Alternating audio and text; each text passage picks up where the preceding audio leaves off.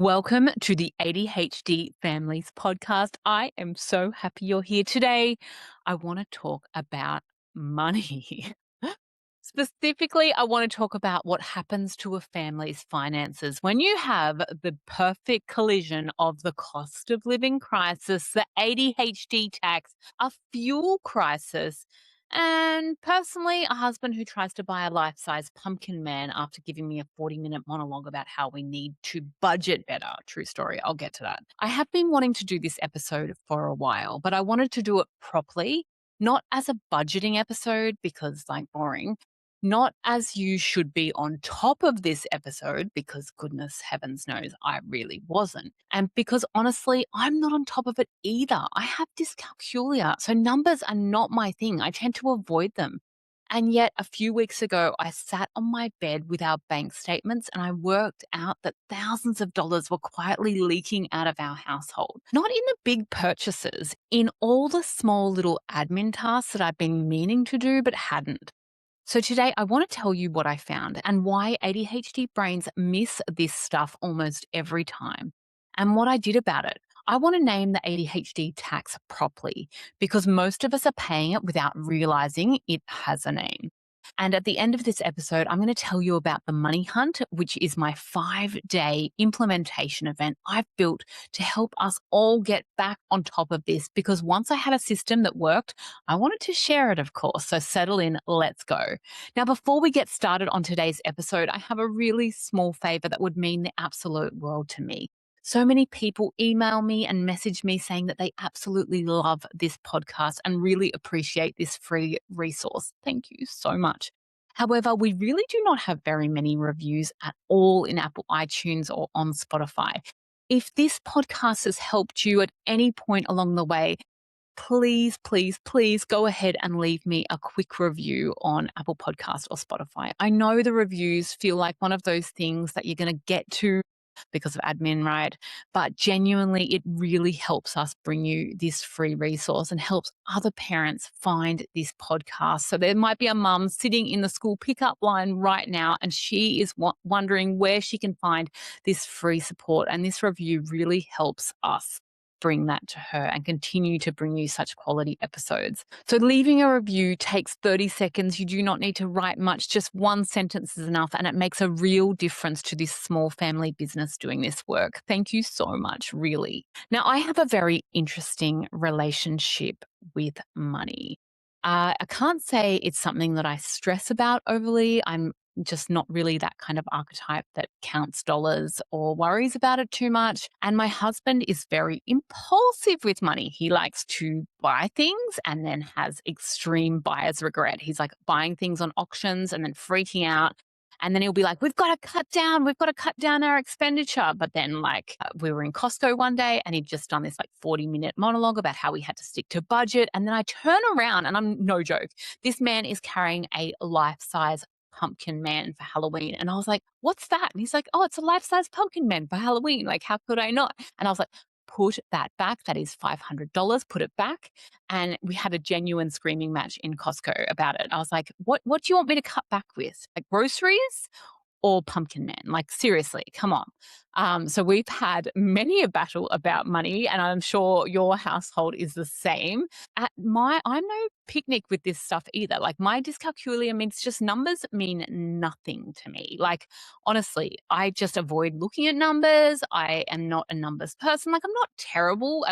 I'm not really a person who overly spends either. Like, I don't really spend lots on clothes or purchases, but I just don't have the numbers kind of brain. Like, I don't even remember my husband's phone number. Like, I don't know my kids' birthdays. Like, my brain just does not hold that information. I can remember every song lyric that I ever heard, but numbers, no. So I usually lean into my strengths. And when it comes to numbers, I just outsource bookkeeping and stuff like that, which I think is a really good strategy, but not for the family finances. So a little while ago, we had a bit of a panic in our family because we own a transport company. And of course, with diesel prices going up and our whole business needing diesel to run, we were like, oh my goodness. And a very, very stable business then became a very chaotic, unstable one. And so we were looking at our finances like we have to cut back.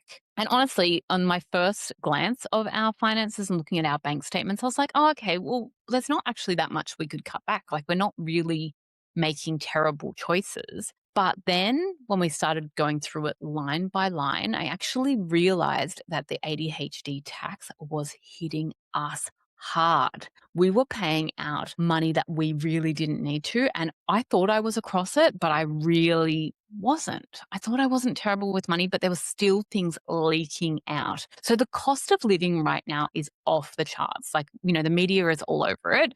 There's like grocery prices going up, the fuel crisis, all of the things, right? Like everything has gone up. And a lot of what I'm hearing from families is they are feeling the pinch right now. And what families are telling me right now is that they are really feeling the pinch. And so I wanted to do this episode to really support you with this and make sure that you know what the ADHD tax is and what we can actually do about it. So the ADHD tax is the financial cost of having an ADHD brain in a world that was built for neurotypical systems around admin.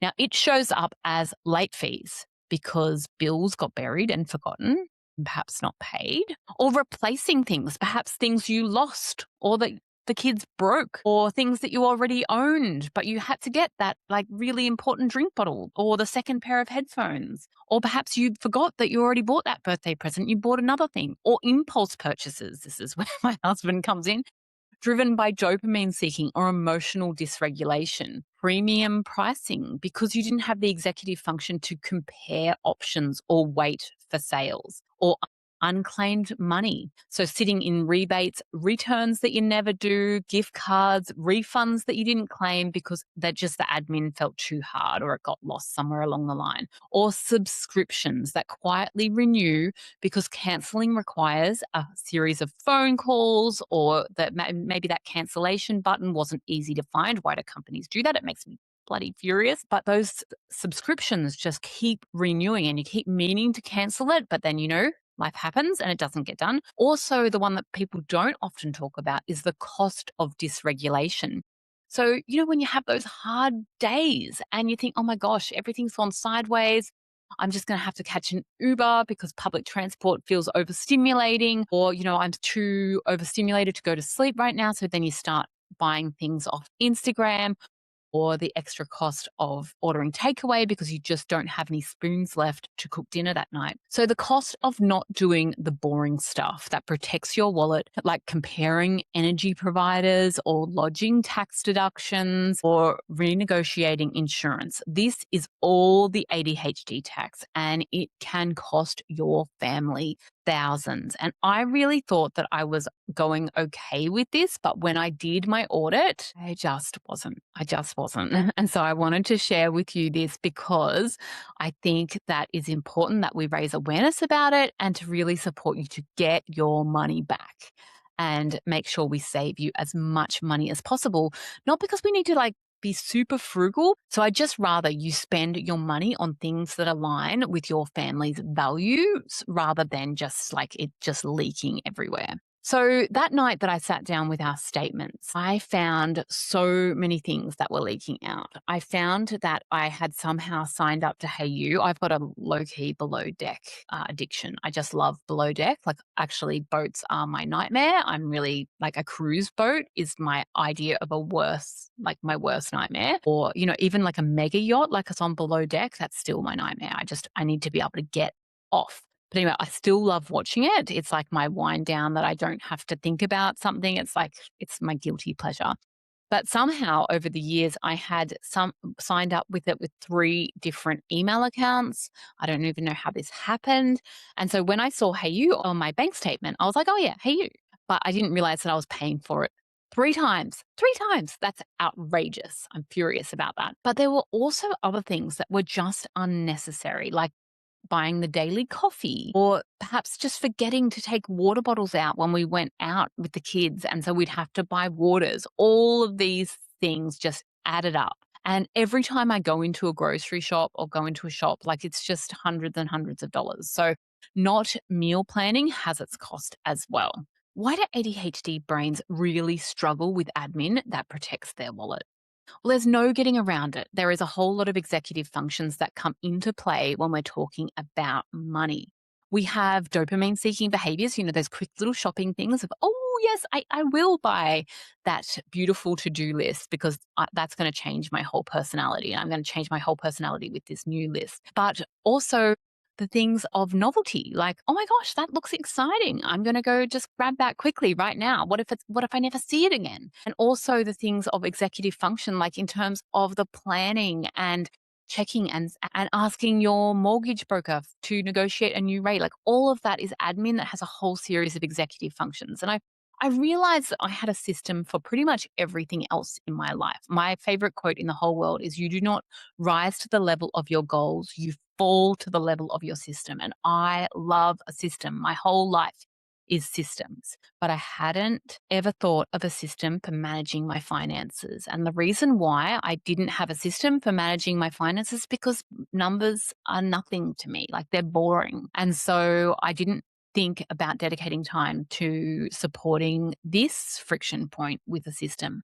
But that stops. That stops right now. I now have a system that can support me with this. So this is what I did about it. I started systematically reviewing all where my money was going and then creating systems for it. So some of it was canceling excess subscriptions. We've pretty much canceled all subscriptions now, including Netflix. I kept HeyU, just one subscription of HeyU because like I have to have some joy in life, right? And also that's only $79 a year. But we renegotiated a lot of our bills, and surprisingly, we were able to get those down a lot.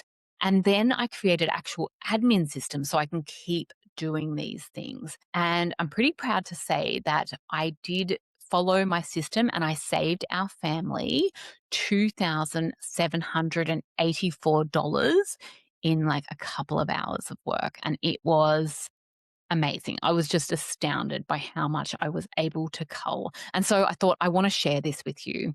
So I created a new 5-day sprint called the Money Hunt. It's time for you to get this money back. So it is a 5-day live event and it runs from Monday, 29 June to Friday, 3 July. And how it works, this is not a course or anything that you have to like do or watch independently.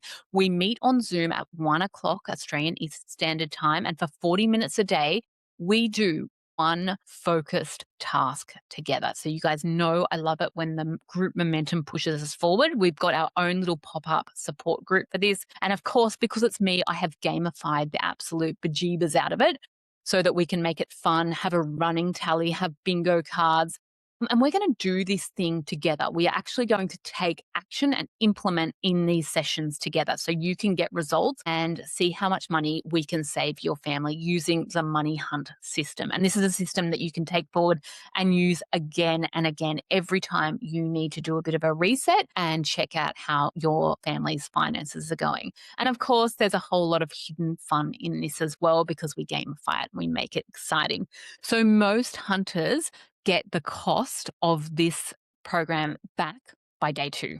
It is that simple. So it is $395, but I have discounted it because of the cost of living crisis down to $97. So I'm going to put a link to that into the show notes, or if you are on my socials, just comment Hunt and then you will get sent the discount coupon for that one. But remember, I saved like $2,784 doing this. It is absolutely incredible and it is very simple and you have a lot of fun doing it. And because we're doing it together, it's going to be a really good time. So in the pop-up support group, we've got accountability and you also get a 6-month replay window. So in case life lifes, you can still watch the catch up. So if you've been listening to this episode and nodding along, if the bank statement story landed for you, or if you've been meaning to do the admin but just haven't carved out the time, this is for you. So I'm going to put a link to the show notes so you can head on over and join us for the Money Hunt coming up and get your money back.